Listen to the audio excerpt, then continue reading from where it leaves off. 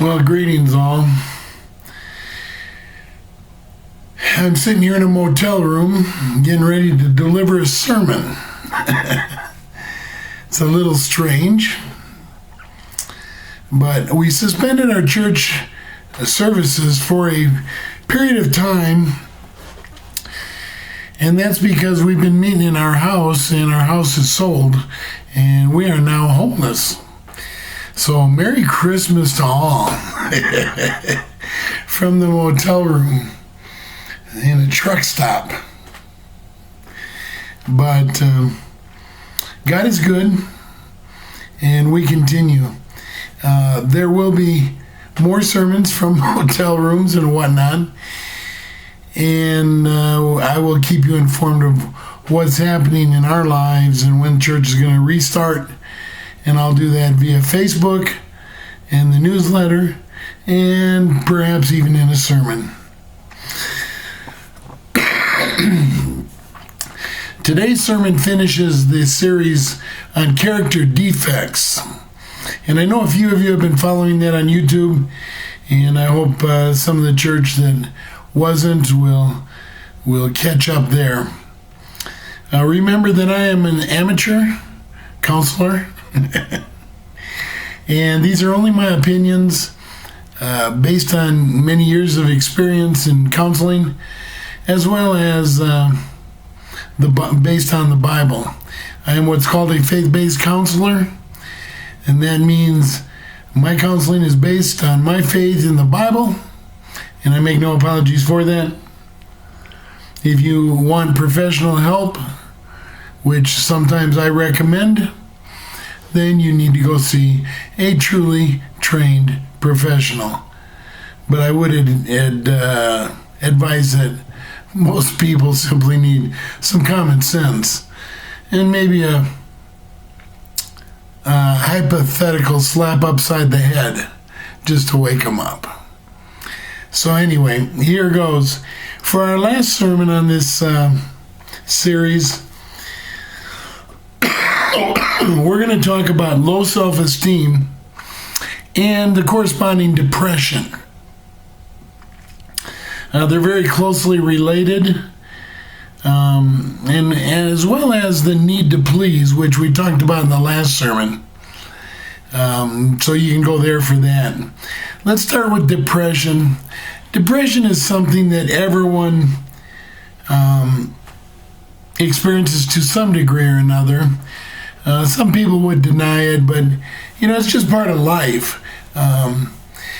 Depression is simply a period of being sad or depressed, but being sad. We'll have those bad days now and then, but the concept of clinical depression, as they term it, is it's more than just the feeling of being sad. It's more intense feelings of sadness. It's more than just losing interest in the important things in your life. I mean, it's almost uncontrollable depression or sadness. Depression that's not an illness is having a bad day or two. That's depression. But that's not clinical depression. Depression is not always a character defect. In fact, probably is not normally. But I wanted to talk about it before I get to low self-esteem, because depression includes low self-esteem. Or low self-esteem includes depression, whichever way you want to look at it. They go together. But clinical depression is that overwhelming feeling of helplessness, hopelessness, a lack of energy, the inability to do anything, the inability to get started, the inability to finish. And I'm talking about day after day after day. I'm not talking about, for a few minutes or a few days. When you're struggling with clinical depression, even things that normally bring great joy just they don't do anything. In fact, they could actually send you deeper in depression. And this being Christmas week, Christmas, as I greeted my daughter this morning, today is the day before Christmas. And this time of year often brings depression. And Christmas worsens it because everyone else is having such a good time. Some of them are faking it. But everyone else is having such a good time, and I feel depressed. I'm just going to get worse. And it's a very real issue. Proper professional counseling with medication can help with clinical depression. If somebody is clinically depressed, they almost certainly need professional help. Now, seasonal affective disorder is something we've all heard of, and that's what I was sort of alluding to there about Christmas. But it really comes with the onset of the winter season. And basically, a lot of theory is that it's the shortening of the sunlight hours, and that affects us. I'm not sure how much I buy that, but I don't have any research to disprove it, and it's fairly commonly accepted. So I think we should accept that as an explanation, because depression does increase in the winter months. I think it has more to do with being stuck inside, but that's from my youth, because our society today, we're mostly an indoor society, most of us. And those of us who are active and outdoorsy, plenty of winter sports and activities going on. Another special form of depression is called postpartum depression. It's after childbirth. This is a very real issue for many, many women. Not all, but it's more than just having the baby blues. Again, it's the day after day, cannot overcome. It does not go away. So it's more severe, it's longer lasting than what would we term the hormonal issues of giving birth. For those of us of the male gender, and for those females who have not yet given birth, believe me, the female body goes through tremendous changes. And it is very stressful, and it can leave some pain, and it can leave some depression. And usually women manage to get over that. But if not, then they need to seek help and get some medications. They'd probably only need the medications for a little bit, and then they'd be fine. Again, that's an amateur saying that. So as I said, depression can be treated by a professional counselor that can either dispense or has access to a doctor that can dispense medications. And these medications are, most of them are fairly safe, read the warnings, but they've been proven to work over the years on most people. They don't always work for everyone, but there are various meds, so if you need the help, go get it. Now let's talk about low self-esteem. This is one that frustrates me greatly. Self-esteem is simply a matter of how we feel about ourselves. Self-esteem. But it's affected by our family, our friends, by our achievements. It's affected by everything around us. And that's how we perceive ourselves. It can have ups and downs as well. And some people do better and manage to stay up. And some people fluctuate. Some people tend to stay in the down cycle. And some people manage to fake it. Okay? So let's talk a little more about that. Most of us are accustomed to dealing with the fluctuations of self-esteem. If we have a good job, we have a good family, we have good friends, a good supporting structure. We don't have any health issues. Things still happen that make us go, oh man, what a bummer of a day. But we deal with it just fine. Good night's sleep. We start over the next day. Maybe the next day somebody greets us at work. Hey man, you're just the greatest friend I've ever had. It pumps us right back up. My wife tells me she loves me 10 to 20 times a day, maybe more. And that always pumps me up. It's a habit we got into a couple decades back of saying I love you constantly to each other. And at first it seemed kind of silly. And now I can't imagine living without that. That's like a constant shot of high self-esteem for me. My daughter often finishes a phone call with, I love you. And again, what a shot of self-esteem if they send me a card or a text, anybody. But that's me. I appreciate it. I don't think I'm unique. So if you want to help somebody out, give them a shot at self-esteem and tell them what they mean to you. Send them a card, buy them some candy. If it's a guy, buy him a hot dog with chili, onions, peppers, and a pack of Tums to go with it. But, just let people know. And that gives them a boost of self-esteem. You'll have to excuse the cough. That's why this sermon's so late. I've been delaying. I'm starting to get better, but it's just been a long time. Now, some people struggle with how they see themselves. I'm not talking about the normal ups and downs that I was just talking about. I'm talking about people that tend to rely on their current situation for their self-esteem. They don't carry a residual self-esteem. They don't believe in themselves. So their self-esteem is very closely tied with the immediate circumstances of their life. And this tends to cause severe fluctuations. These people would need constant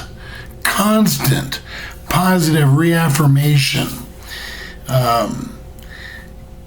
to overcome. Well, we all know there's negative happening in life. Most bosses are better at criticizing than complimenting. In fact, most people are. The people that suffer from severe self-esteem issues need constant positive reaffirmation. Anytime something good happens, it only gives them positive self-esteem for that short period of time. And then they drop right back down into low self-esteem because they just don't believe in themselves.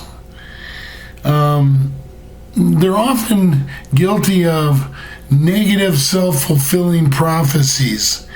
They don't believe they're good enough. They believe they will fail at everything they do. And by George, it just seems to happen. There's three different ways people with severe low self-esteem issues tend to act.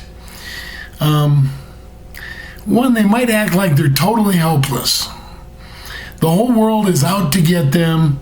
There's nothing they can do about it.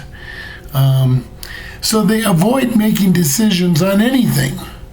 They rely on others for everything.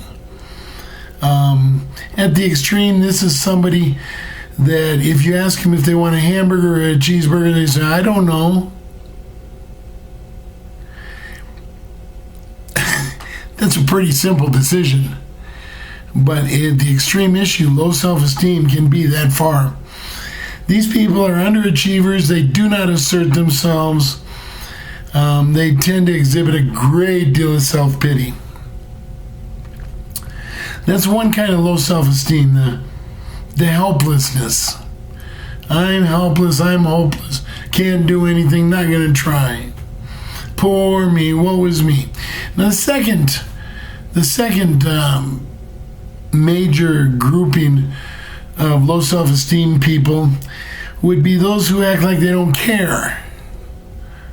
There's a difference. The first group, they care, and they constantly say it. Woe is me, I can't do it. This group, they don't care. They have been burnt out. And many people get there, but they don't stay there. We're talking about people that get there and stay there. They're burnt out, they don't care. They don't care what happens to them or anybody else.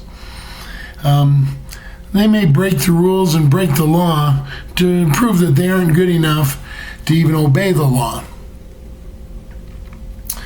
They're constantly provoking others in order to show that they don't care about others and their opinions and judgments. They tend to blame others for everything. Now, a short side note, that's probably different than what I call the American mantra, it's not my fault. I wish everyone would get off that and accept responsibility. But we're talking about here taken to the extreme. Oftentimes, in my perception, when I think of this group of the I don't care, and they want to prove they don't care, so they break the rules and provoke response. I tend to think about the juvenile delinquent that is just out to get in trouble. And that's sort of the way I see it. But there's a lot more adults doing it too. So the third group is a little more deceptive. They're the ones that are superficially happy. But it's an act that doesn't fool anyone. They're pretending to be all happy, joy, joy, joy. And yet it's clear to everyone that they don't feel like they are of value.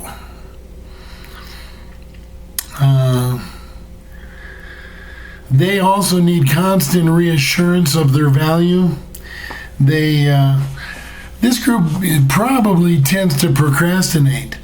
They would say, yeah, let's do it. And then they never get started. If you assign them a piece of it, they don't get started on it. If they get started on it, it moves real slow. And that's because if they don't get started, they don't have to finish. And if they don't finish, then they can say, see, I told you, I'm no good. Whether they say it publicly or not, they're going to say it to themselves. This procrastination type of superficially positive, but procrastinating and never finishing anything, it's a way to avoid failure, and yet they'll still see it as failure because they didn't get it done. So getting it done is bad because they're going to do it wrong. But not getting it done is wrong. So again, low self-esteem. They pretend not to, but they don't fool anyone but themselves.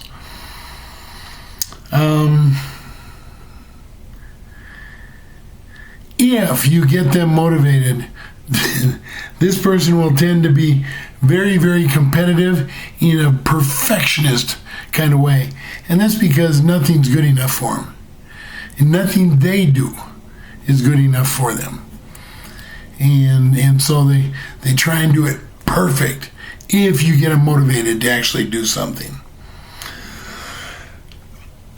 So low self-esteem, we kind of defined it. It brings about problems in life. It can make friendships and romantic relationships difficult to impossible. It can make school and work difficult, if not impossible, when you just don't believe in yourself. It's hard to relate to somebody that does. When you don't believe in yourself, it's hard to get your work done or your schoolwork done. And schoolwork. Teenagers, You know, being a teenager, for those of you who remember that far back, is often a period of extreme emotional fluctuations. Not for all of us, but for many. And so schoolwork is important. Low self-esteem can create anxiety and stress that cause depression, which we already addressed. And here's a biggie. Low self-esteem can tend to make, doesn't always, but it often leads one to alcohol or substance abuse. It's kind of an escapism, which we've already talked about also. So to wrap this up, how do we overcome low self-esteem? When you don't believe in yourself, you don't believe you're going to overcome it. It's very, very hard. But it can be done. And first off, you're going to have a strong desire to overcome self-esteem, to overcome low self-esteem. And you're going to need the support of some other people. Some people that believe in themselves and that love you and do believe that you can achieve things.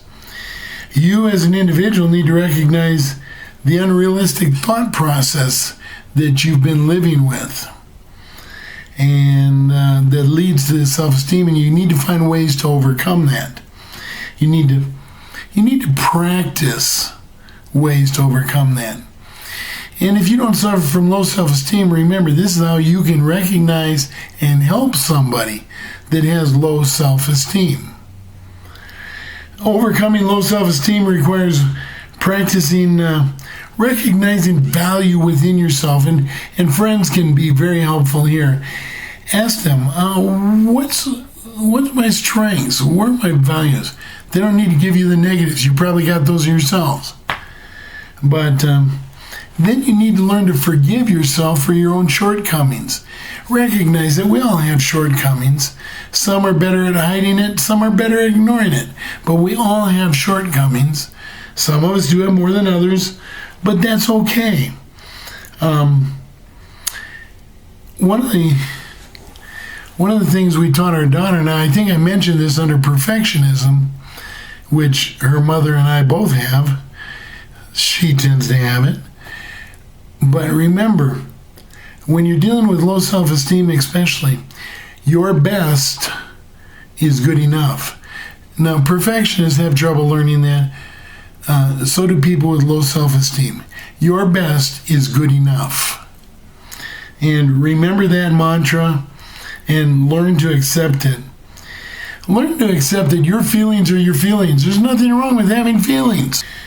And finally, the most important thing to remember when overcoming low self-esteem is help from others is essential. I mentioned that more than once. People with low self-esteem do not tend to ask for help. So if you're a true friend, maybe you can find a gentle way to sit down and talk and encourage, and say, I want to help you. I want to help you be a better you. I don't want to say you're not good, but I think you can do better. And would you let me help you learn that? It'd be a little more subtle than that, but that kind of approach. And again, extreme low self-esteem. A counselor who has experience dealing with it can help somebody overcome low self-esteem. Doesn't require a professional. But on the other hand, a professional presents as a detached third party, a professional, somebody who knows, and somebody with low self-esteem that might help them. So this is my take on low self-esteem and the corresponding and accompanying depression. And I hope it's been helpful to you. May God bless you.